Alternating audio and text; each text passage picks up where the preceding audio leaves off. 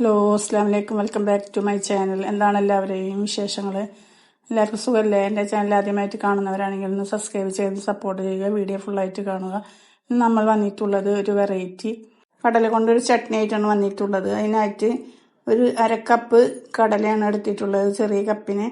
ഇനി അതൊന്ന് വെള്ളം ഒഴിച്ചിട്ട് തലേദിവസമാണ് കുതിർത്താൻ ഇട്ട് വെച്ചിട്ടുള്ളത്. എന്നിട്ട് പിറ്റേ ദിവസമാണ്, അതായത് ഇന്ന് രാവിലെയാണ് എടുത്തിട്ടുള്ളത്. അപ്പൊ കടലൊക്കെ നന്നായിട്ട് കുതിർന്ന് കിട്ടിയിട്ടുണ്ട്. ഇനി അതൊന്ന് കഴുകി വൃത്തിയാക്കി എടുത്തിട്ടുണ്ട്.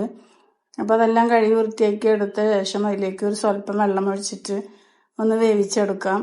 5 മിനിറ്റ് നേരം വേവിച്ചെടുത്താൽ മതി. നമുക്ക് കറി വെക്കണ പോലെ വേവിച്ചെടുക്കേണ്ട ആവശ്യമില്ല.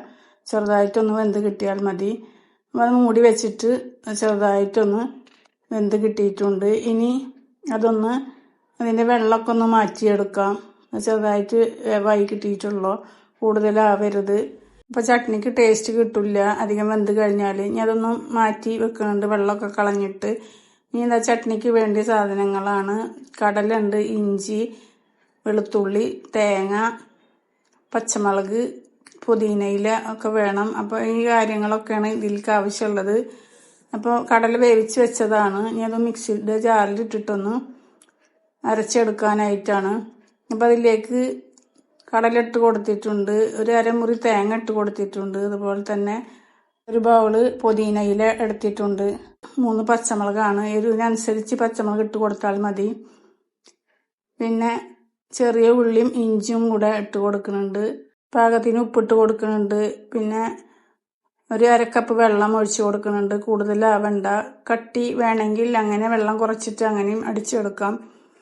ഇതാ ഇത്ര പോലും വെള്ളമാണ് ഒഴിച്ചു കൊടുത്തിട്ടുള്ളത്. ഇനി ഒന്ന് നന്നായിട്ടൊന്ന് അടിച്ചെടുക്കാം. അപ്പോൾ അതാ ചട്നിയുടെ ആ ഒരു അളവിലാണ് എടുത്തിട്ടുള്ളത്. ഇനി അതൊന്നൊരു പാത്രത്തിലേക്ക് ഒഴിച്ചു കൊടുത്തിട്ടുണ്ട്.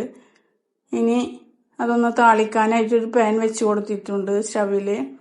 ഇനി വെളിച്ചെണ്ണയാണ് ഒഴിച്ചു കൊടുത്തിട്ടുള്ളത്. ചൂടായ ശേഷം കടുകിട്ട് കൊടുത്തിട്ടുണ്ട്, ഒരു 1/2 ടീസ്പൂണ്. അത് നന്നായി പൊട്ടിയ ശേഷം അതിലേക്ക് 2 അല്ലി വേപ്പിൻ്റെ ഇലയാണ് ഇട്ട് കൊടുക്കുന്നത്.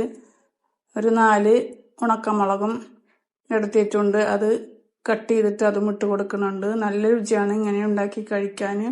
വേപ്പിൻ്റെ ഇലയും ഉണക്കമുളകൊക്കെ നന്നായി മൂത്ത് കിട്ടിയിട്ടുണ്ട്. അപ്പോൾ ദോശ ഉണ്ടാക്കുന്നുണ്ട് അതിൻ്റെ ഇടയിൽ. എല്ലാതും മൂത്ത് കിട്ടിയിട്ടുണ്ട്. ഇനി അത് ചട്നിയിലേക്ക് ഒഴിച്ചു കൊടുക്കുന്നുണ്ട്. അപ്പോൾ എല്ലാവരും ഇതുപോലെ ഒന്ന് ഉണ്ടാക്കി നോക്കുക. ഈ ചട്നി കൂട്ടിയിട്ട് ദോശയും ഇഡ്ഡലിയും കഴിക്കാൻ നല്ല രുചിയാണ്.